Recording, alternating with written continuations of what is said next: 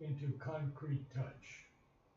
And they take human bodies in order to help man and show him the way from his mortal state to a divine consciousness and immortal life. A statement that is that these characters, if we can say, in Savitri are not just personifications or personified qualities. They're not allegorical. They are incarnations or emanations. An emanation is something very different than an incarnation, but they have similarities, of course. An incarnation is something that comes down. Mother has said Savitri is a mantra for the transformation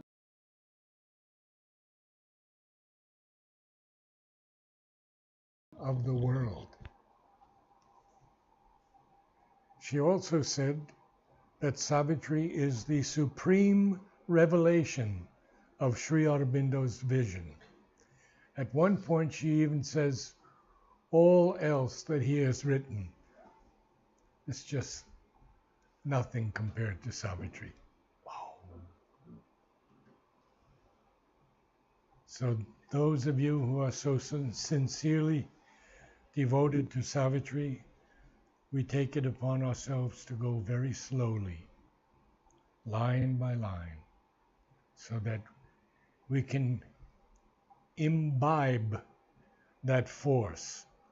We cannot so easily understand it with the mind because it's something that's written so far above the mind.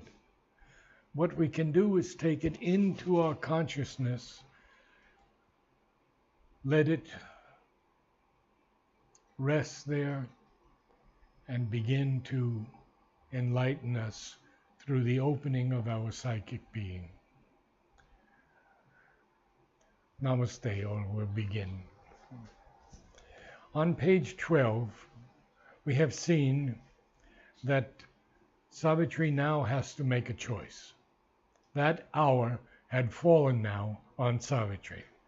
And we see that she has to make some very major decisions because she has to lift this yoke, this fixed interminable line. She has to release these changing names and these numberless lives and these new oblivious personalities. These are all things that we are. We are these things. We've been born 100,000 times or more. We're born, when we die, we take birth in 2 years. And so we have changing names. We have numberless lives. And we even have oblivious personalities because we don't remember our past births. So now we have to go to page 13 and see what Savitri has to do. She's having this colloquy of the original gods. Her being has to confront its formless cause. Against the universe, it has to weigh its single self. Oh, so many things she has to do because she has to alter nature's harsh economy. What is that harsh economy? Well, I believe I told you last time that nature doesn't care how long she takes to make the Superman. She's very happy doing what she's doing, creating something each moment, destroying something at the same moment. Creating and destroying, that's her game, that's her play, and she loves it. But when Mother met her and asked her, at first nature refused to help Mother. And then when Mother said, you'll become much more beautiful, much more powerful, nature finally agreed. So it is nature now who is helping the Divine Mother in this work. humanity, Mother says very little about.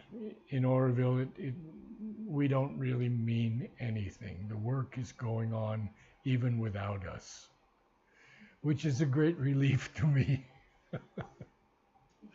because there are so many schisms in Aurobindo.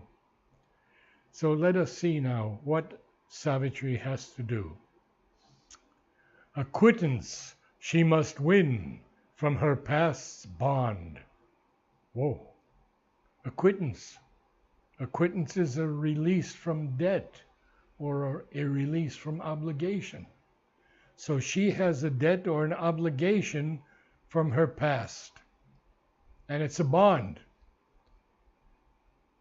Past tense of bind. It's bound her. She has to free from that. She has to do much more, of course. An old account of suffering exhaust. Strike out from time the soul's long compound debt. Interesting word. I know about compound debt. I bought a house once when the interest rate was 17%, and all we paid for 10 years was interest. The compound debt just kept increasing. So Savitri has to strike out from time the soul's long compound debt. And compound debt is a debt that has increased with the addition of interest compounded through the years. This is what Savitri is facing. This is not the first time the Divine Mother has been on earth. The Divine Mother has been on earth since the creation, in many, many forms, in many, many ways. Perhaps not always as the Divine Mother. Perhaps she was Virgin Mary. Perhaps we know she was in Egypt. Nefertiti, I believe she was. She was in Russia. I think she was the great empress in Russia. But Mother gives us little hints once in a while as to what she was. So, Savitri has to strike out from time the soul's long compound debt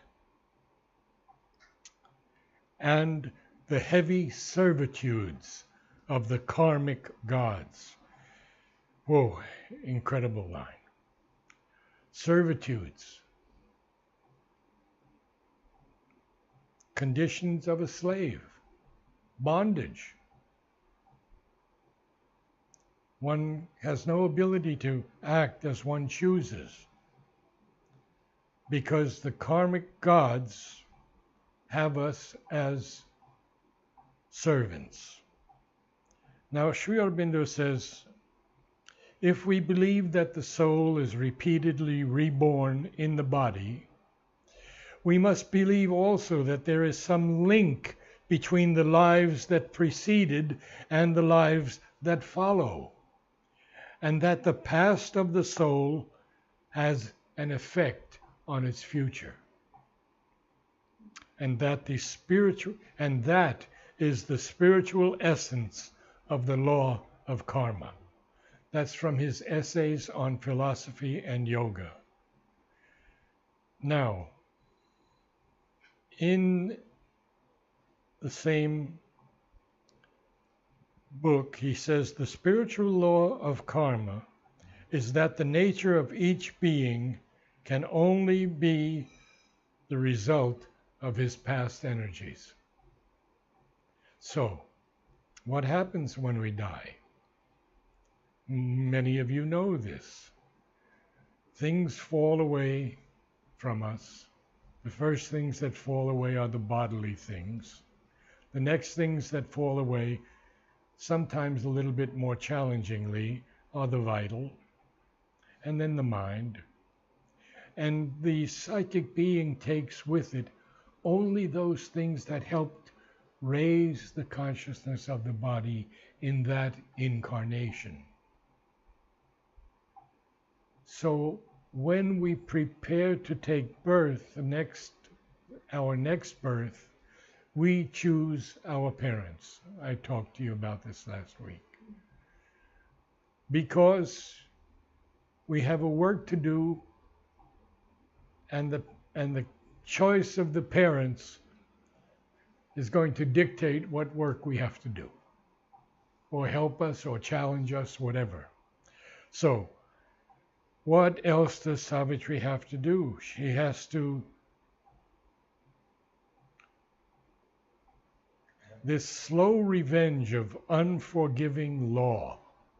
Now, law is only active on the lowest planes of consciousness, body, life, and mind. When we rise into the next plane of consciousness, from the higher mind, illumined, intuitive, overmind, the law changes tremendously. It's not the law we have. There's no morality any longer. There's no sin any longer. We're in a different state of existence. So she has to, we see the slow revenge of unforgiving law is tied into karma very clearly. What else does she have to do? And the deep need of universal pain and hard sacrifice and tragic consequence. At this level of our existence, with joy, pain will always come. With truth, falsehood.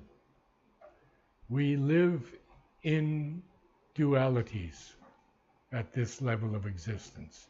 Those dualities tend to disappear in the higher ranges of consciousness. Did you have a question? Go ahead.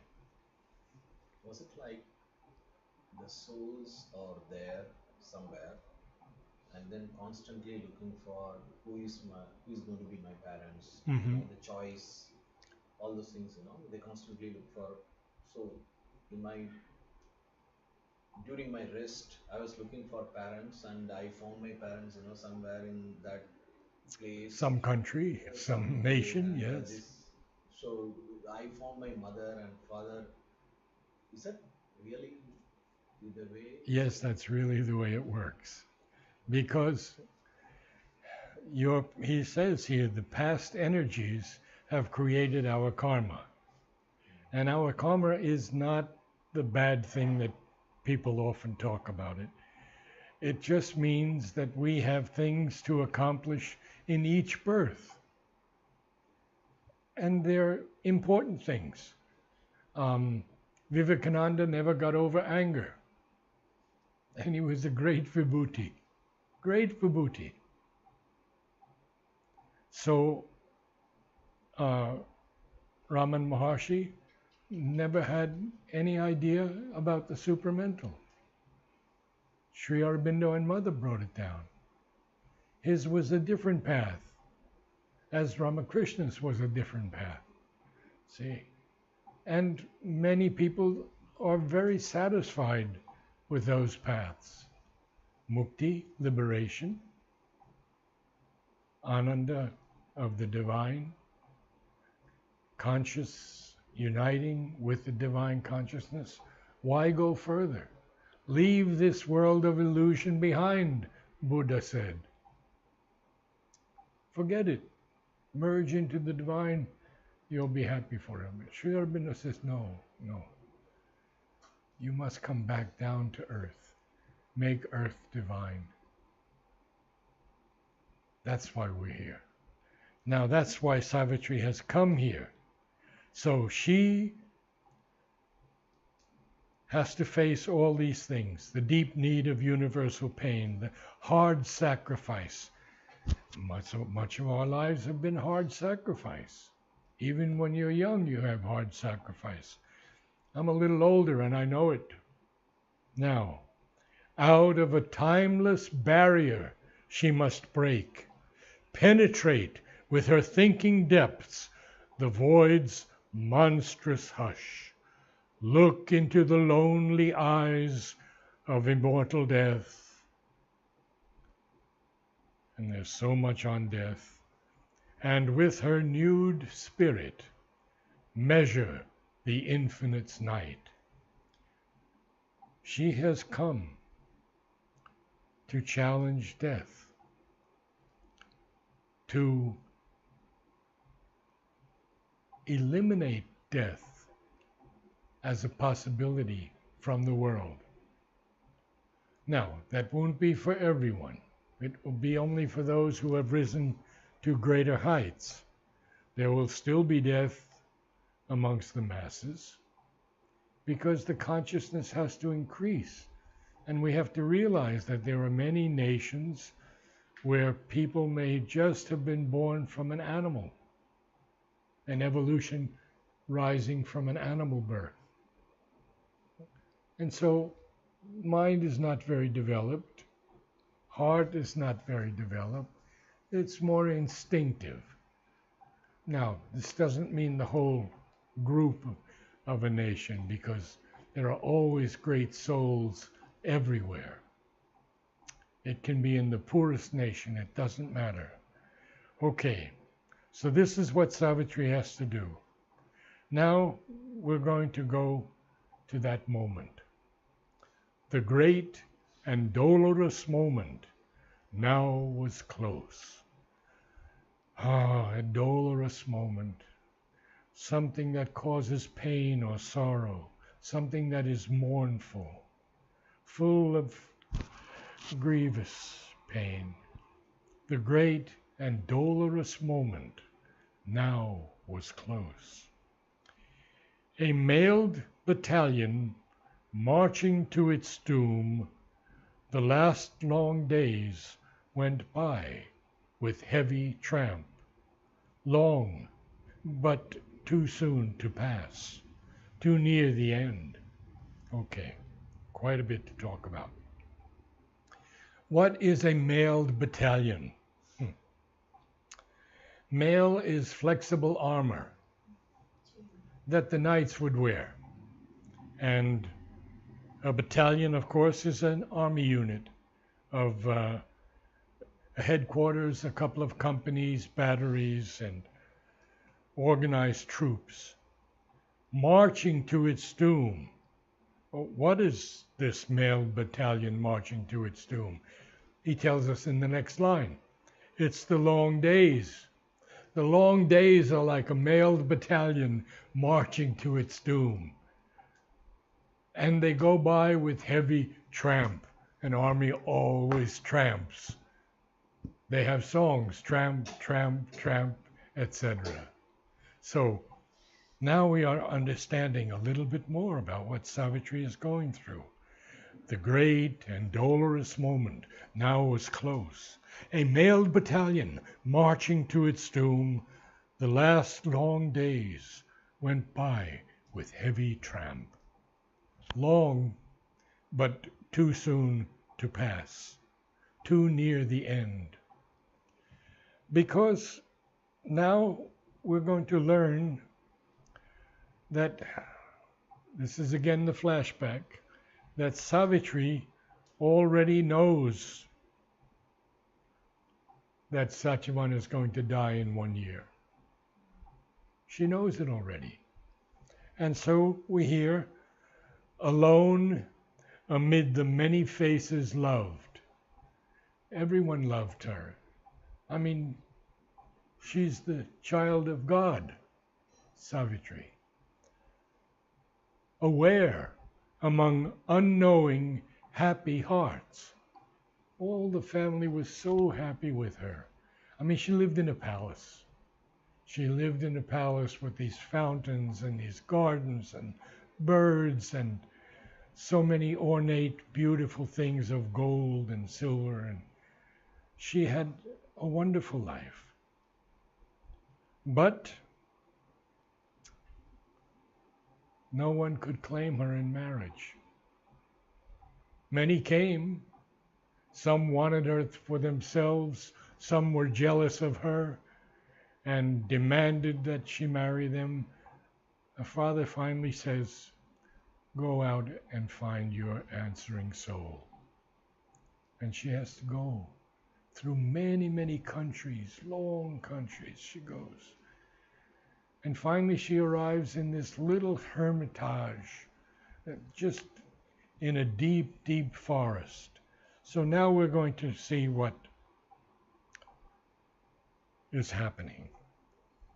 Alone among the many faces loved, aware among unknowing happy hearts, her armored spirit kept watch upon the hours, listening for a foreseen tremendous step in the closed beauty of the human wilds.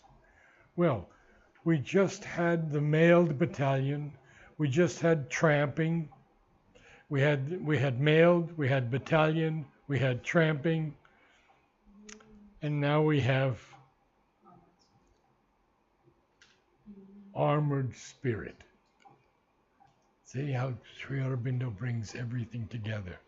Her spirit has to be armored. It has to face death. It has to conquer death. So, her armored spirit kept watch upon the hours, because every hour is precious now. Satyavan's going to die soon. Every hour is precious. Her armored spirit kept watch upon the hours, listening for a foreseen tremendous step. Foreseen, foreknowledge, prescience. In the closed beauty of the inhuman wilds. So she is now in Shalwa Woods with Satyavan. But as this is a flashback, Sri Aurobindo is just telling us what's going to happen. Now we have the word a combatant in silent, dreadful lists. Lists are places of combat. We'd have the lists of these soldiers fighting each other. Dread, of course, is profound fear. And we see the world unknowing. For the world she stood. No helper had she, save the strength within. Save here means accept the strength within. There was no witness of terrestrial eyes. No one is around them. She asks Satyavan's mother if she may go into the woods with him that day. She knows he's going to leave his body then. And so nobody knows anything at this time except that Narad told Ashwapati and his wife and Savitri when he met them that Satyavan would go. And we're going to get into those wonderful books where Narad and the queen discourse about everything, about nihilism, about existentialism, about God and non-God, etc. Now, but we go back to Savitri now. There was no witness of terrestrial eyes, earthly eyes, nobody on earth. So, the gods above and nature, soul below. Now look at those two words. Gods, capital G, nature, capital N. And what did Nolini tell me? He said, when Sri Aurobindo capitalizes a word, it means the essence of that word. Very important. Other people say, no, Sri Aurobindo just did it randomly now and then. Sri Aurobindo did nothing randomly in Savitri. Even every word, THE, AND, was consciously used. And what does he tell us? He says, because he rewrote Book 1, Canto 1, how many times? 50. 50 times he rewrote it. Why did he rewrite it? He tells that to Amal. He said, each time I reached a higher plane of existence, I wrote from that plane. And then when I was at the next plane, I would see if anything was not up to the mark in the previous writing, and I would change it. And I have seen 16 different changes from the documents in the archives, where Sri Aurobindo would change notes, change lines. So all of this is absolutely true, and it's there in the ashram archives. Now, we can talk about the gods, we can talk about nature, but I want to keep it very simple, because I could go on for 1 hour just on that one line, and then maybe it gets too much. But in Essays Divine and Human, he says, "For nature is nothing but the will of God in action." The will of God in action is nature. And then he says, nature is God's power of various self-becoming, from Essays on the Gita. So we see that. Now, the gods above and nature, soul below, were the spectators of that mighty strife. So nature's watching this confrontation with death, and the gods up above are watching it. They all want to know what's going to happen. And so do we. Around her, and now this is so beautiful, because Sri Aurobindo is giving us a little bit of intense beauty here about Savitri's environment. Around her were the austere, sky-pointing hills. Austere means forbidding, stark. And Satyavan's living in a place where these huge mountains are there and forests all around. There are only some small clearings, which is where she met him. We'll get into that much later, but around her were the austere, sky-pointing hills, and the green, murmurous, broad, deep-thoughted woods muttered incessantly their muffled spell. And so we see that everything is living. Not every stone has a consciousness. Every stone has a vibration. Okay, it doesn't have a mind, it doesn't have a vital nature. It's what we would call tamasic or inert, but there is movement in it. And I believe, do you remember what I told you about Khalil Gibran? Anyone? Khalil Gibran said, "The only difference between me and a stone is the speed of our heartbeats." Oh, what a great line. Okay. Around her were the austere, sky-pointing hills, and the green, murmurous, broad, deep-thoughted woods muttered incessantly their muffled spell, incessantly, continuing without interruption. A dense, magnificent, colored, self-wrapped life. Of course it's self-wrapped. Nothing else is coming in that area. They've only got a little hut where they live, and these mountains, and that's where Satyavan grew up and made his acquaintance with nature. So, a dense, magnificent, colored, self-wrapped life, draped in the leaves of vivid emerald monotone. Yeah, the leaves are very green. They're draped in this emerald green monotone, and set with checkered sunbeams and blithe flowers. Immured her destiny's secluded scene.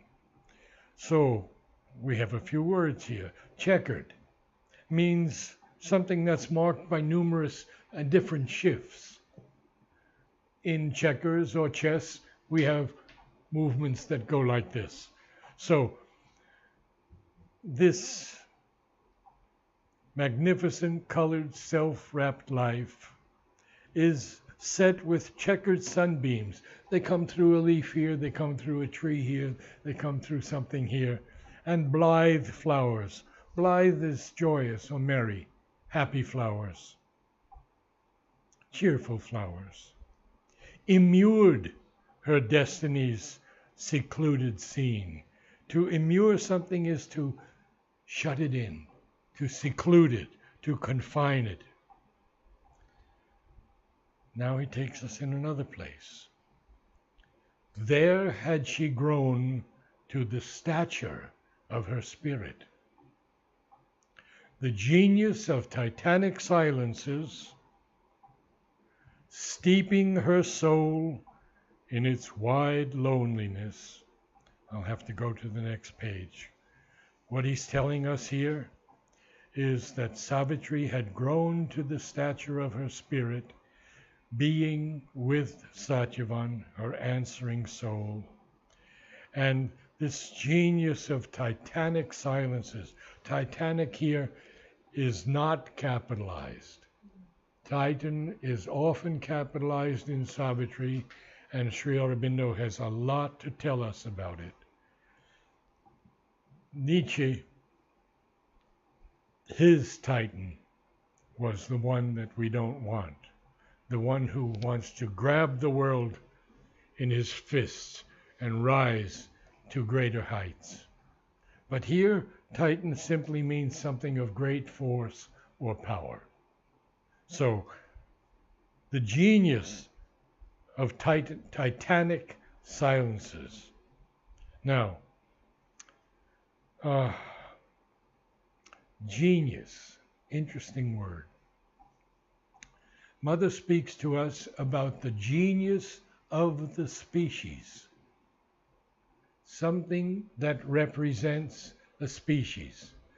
Could be cocoa, could be sunflower, could be wheat, and that grain will represent the genius of the species.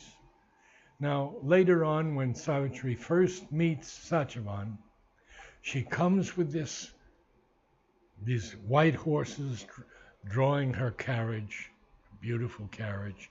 She gets down and she sees the beauty of this little place. No trees there, just a great, great pasture. She sees birds and butterflies and bees and colored flowers and so many fragrances. And she almost misses Satyavan. But the god saves her in time. He seemed a genius of the species there. So, we're going to go next, and I have to go there to page 14, where the genius of titanic silences had shown to her herself's bare reality and mated her with her environment. Now, we have an interesting thing here because most writers, even poets, do not put two words together that are the same. So here we have her, had shown to her herself's bare reality. And then he does it again in the synthesis of yoga. All that is he. All that is he. Yeah. And he is the more than all that is. Well, I won't quote that to you now. But so this genius of titanic silences had shown to her herself's bare reality and mated her with her environment. Its solitude greatened her human hours with a background of the eternal and unique. And then he says, a force of spare, direct necessity, reduced the heavy framework of man's days and his overburdening mass of outward needs to a first thin strip of simple animal wants, and the mighty wideness of the primitive earth, and the brooding multitude of patient trees, and the musing sapphire leisure of the sky,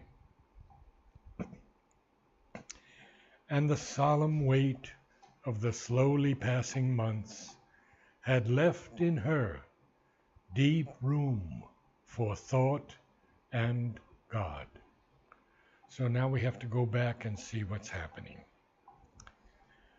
We have a force of spare direct necessity. Now, Sri Aurobindo tells us in the next few lines that man's days have an overburdening mass of outward needs.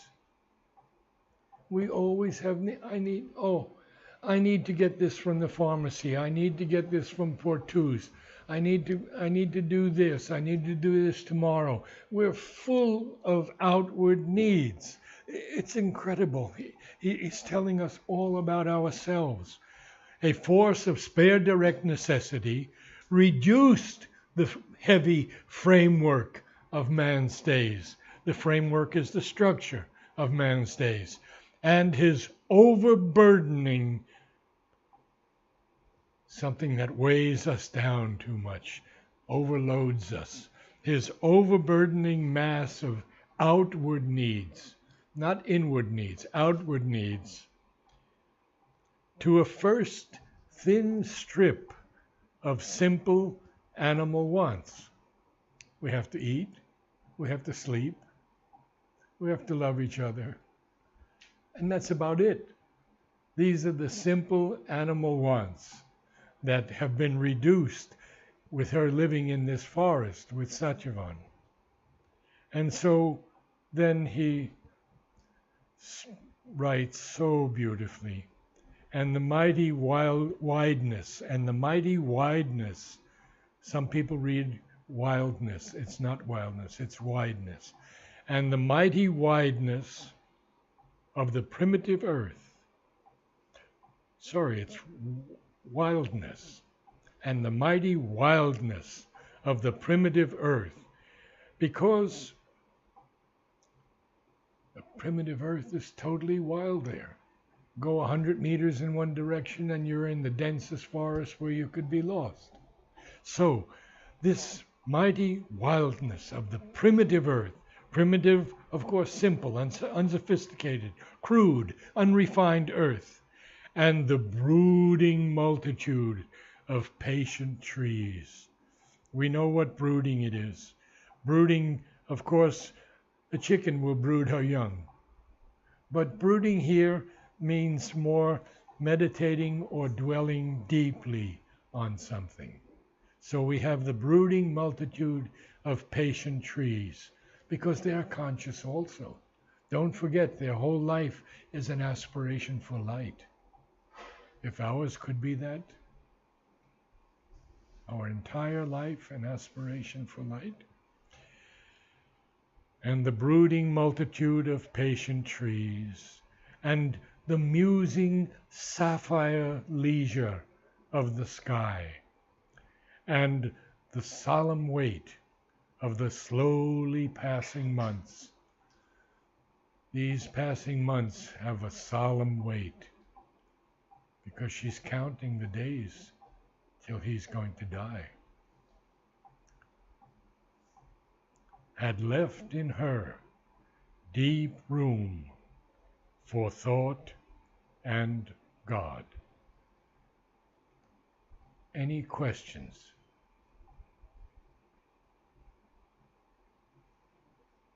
I'll go on a little bit more and then we'll close for today. There was her drama's radiant prologue lived, set in the cloistral yearning of the woods. You know, a cloister is a secluded, quiet place, very often for nuns of the Catholic Church. And we had a cloister in New York City, away up in New York City, and I would go to it often. There's a long, long path where you walk along and meditate. There are flowers and plants on either side. There's absolute quietness all around. You don't feel New York at all. It's a cloister, and we need those quiet places. A spot for the Eternal's tread on earth. That's where the Eternal is going to tread on earth, because she's going to bring him down after she vanquishes death. A spot for the Eternal's tread on earth, set in the cloistral yearning of the woods, and watched, interesting, and watched by the aspiration of the peaks. Sri Aurobindo is telling us the peaks are conscious. They watch us. I just wrote something today, a little aside, but my wife and I were in Darjeeling on this long parapet overlooking the plains of India from a great height. And this gentleman comes up to me and he says, Good morning. My name is Tenzing Norgay. And we talked for half an hour. It was the most wonderful conversation.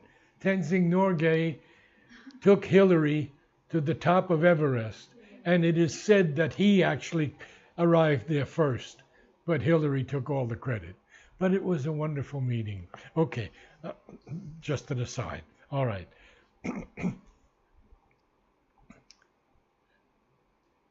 The spot for the Eternal's tread on earth, set in the cloistral yearning of the woods and watched by the aspiration of the peaks, appeared through an aureate opening in time, a golden opening in time. Golden, of course. Aureate is golden. Okay.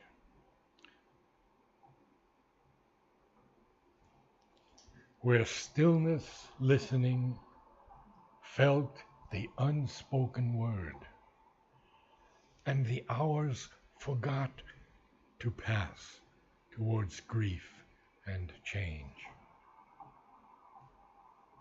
Here, with the suddenness divine advents have, repeating the marvel of the first descent, changing to rapture the dull earthly round, love came to her, hiding the shadow death.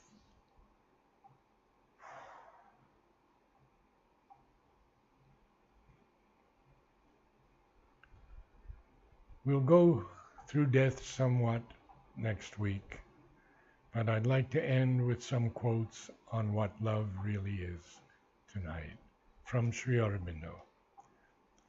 In his letters on yoga, love is an intense self-expression of the soul of Ananda. In the Life Divine, he says, love is in its nature the desire to give oneself to others and to receive others in exchange. In the letters on yoga, again he says, love at its origin, is a self-existent force, an absolute, a transcendent, which does not depend upon the objects. It depends only on itself or only on the divine, for it is a self-existent power of the divine. And in the synthesis of yoga, he says, love is the crown of all being and its way of fulfillment, that by which it rises to all intensity and all fullness and the ecstasy of utter self-finding. Then Mother says, love is in its essence, the joy of identity. It finds its ultimate expression in the bliss of union.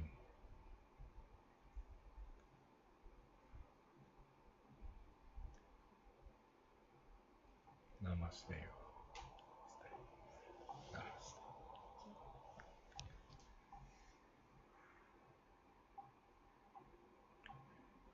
In a book on education, Mother says, consciousness is indeed the creatrix of the universe, but love is its savior.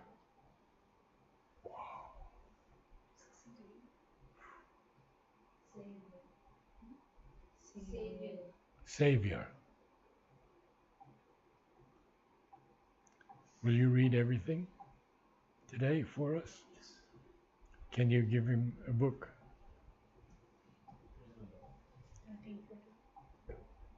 We're starting on page 13.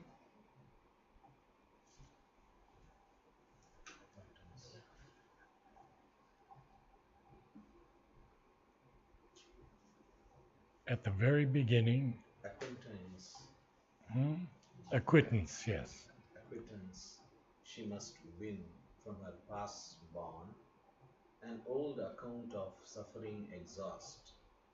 Strike out from time the soul's long compound debt and the heavy servitudes of the karmic gods, the slow revenge of unforgiving love, and the deep need of universal pain, and hard sacrifice and tragic consequence.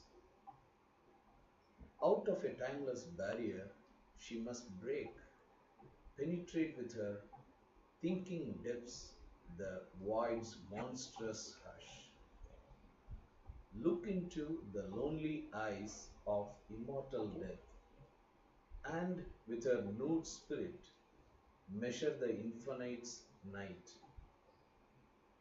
The great and dolorous moment now was close. A mailed battalion marching to its doom, the last long days went by with heavy tramp, long but too soon to pass, too near the end.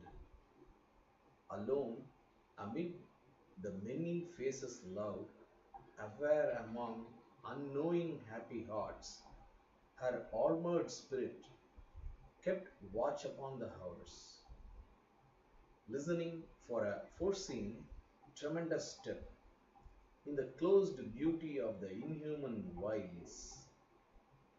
A combatant in silent, dreadful bliss, the world unknowing, for the world she stood, no helper had she save the strength within. There was no witness of terrestrial eyes, the gods above and nature so below were the spectators of that mighty strife. Around her were the austere, sky pointing hills, and the green, murmurous, broad, deep thoughted woods muttered insensibly their muffled spell. A dense, magnificent, colored, self wrapped life, draped in the leaves of vivid emerald monotone, and set with checkered sunbeams and bleak flowers, immured her destiny's secluded scene. There had she grown to the stature of her spirit, the genius of titanic silences, steeping her soul in its wide loneliness.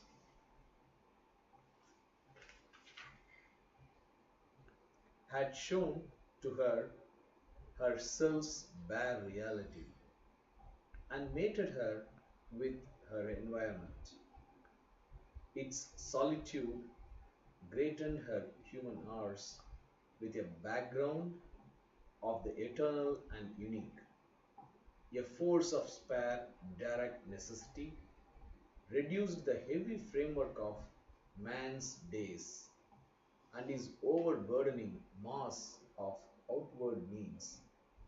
to a first thin strip of simple animal wants and the mighty wildness of the primitive earth and the brooding multitude of patient trees and the music sapphire leisure of the sky and the solemn weight of the slowly passing months, had left in her deep room for thought and God. There was her drama's radiant prologue lit, a spot for the eternal tread on earth, set in the cloistral yearning of the woods, and watched by the aspiration of the peaks, appeared through an aureate opening in time, where stillness, listening, felt the unspoken word, and the hours forgot to pass towards grief and change. Here, with the suddenness divine advents have, repeating the marvel of the first descent, changing to rapture the dull earthly round, love came to her hiding the shadow, death. Well, might he find in her his Mm. perfect shrine?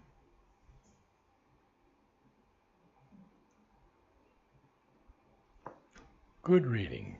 Very good.